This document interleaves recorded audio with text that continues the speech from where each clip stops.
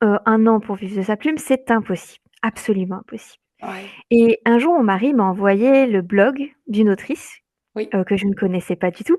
Il oui. m'a dit: «Regarde un peu elle, ce qu'elle fait» et ça faisait 3 mois qu'elle s'était lancée dans l'auto-édition et j'ai commencé à la suivre et tu vois, je faisais mes petits projets, j'apprenais l'édition et tout et puis à un moment donné, j'ai cliqué sur envoyer un message et ça a matché direct entre nous et on s'est rencontrés. Elle m'a exposé, tout son business plan et elle a lu aussi un petit peu, de ma plume au départ parce que j'étais toujours incertaine et puis, enfin tu conseilles pas à n'importe qui d'abandonner son travail si tu es pas sûr qu'il a le niveau derrière.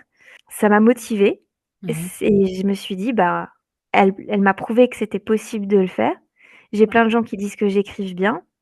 Beh, le roman là qui est dans le tiroir et que je suis en train de remanier, au lieu de le proposer à une maison d'édition comme j'avais prévu, pourquoi ne pas le lancer en auto-édition? Comme ça. Mais ça a été très compliqué parce que du coup, il y a eu encore une rupture. Donc tu vois, j'ai eu une rupture dans mon milieu professionnel d'abord par rapport au choix de partir vers l'édition et quand une bonne partie des personnes ont appris que j'allais aller à l'auto-édition et pas à l'édition traditionnelle, je suis devenue, un traître ou Ouais. un non-auteur. Il y a plein de gens qui ont arrêté de me parler. Maintenant ça va mieux, mais à cette époque-là, les indés n'étaient pas encore, fort au devant de la scène Oui. et c'était forcément synonyme de torchon et donc là, c'était vraiment un vrai combat, par rapport à ça et le nombre de personnes qui m'ont fait des reproches avec des tartines est énorme.